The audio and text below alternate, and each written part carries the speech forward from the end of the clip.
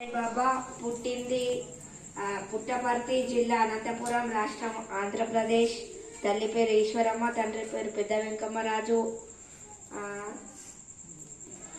అతని మరో పేరు సత్యనారాయణ.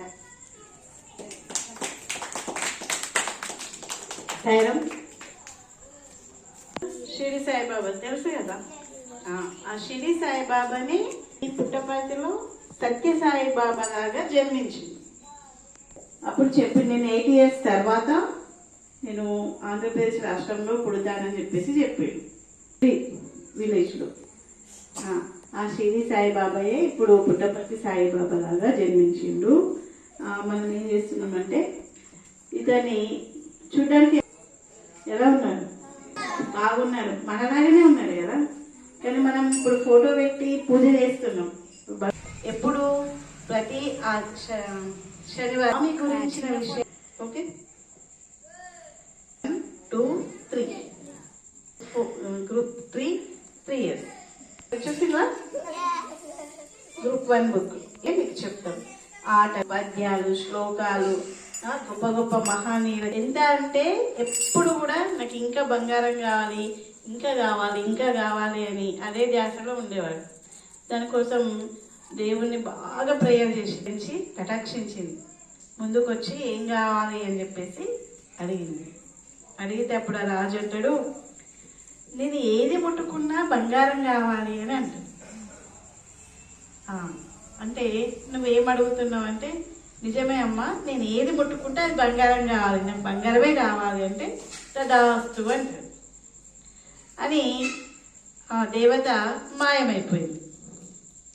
ఇతనికి రాజుకు పార్కు పోయింది. అక్కడ తోట ఉంటుంది కదా, తోటలో చెట్టును ముట్టిండు. చెట్టు బంగారం అయిపోయింది.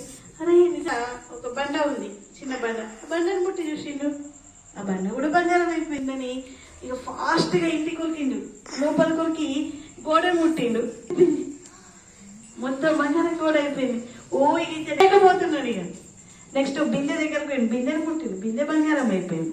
బల్లలు, కుర్చీలు, ఏది ముడితే సోఫా సెట్, ఏది ముడితే అది ఏమైపోయింది, బంగారం అయిపోయింది. ఎక్కడ చూసినా బంగారం దగ్గర మెరిసిపోతుంది. అస్సలే ఆనందం ఇక పట్టలేకపోతుంది.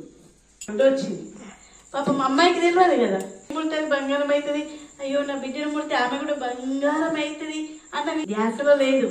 నానా అనగానే అని చెప్పేసి టచ్ చేసేసి పాప కూడా బంగారం అయిపోయింది అనుకున్నాం. బల్ల మీద యాపిల్స్ ఉన్నాయి, మంచిగా ఎర్ర యాపిల్ తిందామని అనుకునేసరికి యాపిల్ ఏమైంది, వచ్చింది అని నీళ్ళు తాగుదామని ఆ గ్లాస్ కూడా బంగారం అయిపోయింది, నీరు కూడా బంగారం అయిపోయింది. ఈ భార్యను కూడా టచ్ చేసే పరిస్థితి లేదు, తాగడానికి లేదు, ఏమేం లేవు, తినడానికి తినేవి లేవు, నీళ్లు తాగడానికి నీళ్లు లేవు, అన్నం కూడా అంతా బంగారం మయం అయిపోయింది. అప్పుడు అమ్మ నాకు బంగారం వద్దు, నాకు ఏమద్దు అసలు, నేను మొదలే చెప్పా కదా మంచి కోరిక కోరుకో అంటే కోరుకోలేదు కదా. సరే అని చెప్పేసి మళ్ళీ ఎప్పటిలాగానే పెదాస్తు అనేసింది, మళ్ళీ నార్మల్ లాగా అయిపోయింది. అంటే ఇప్పుడు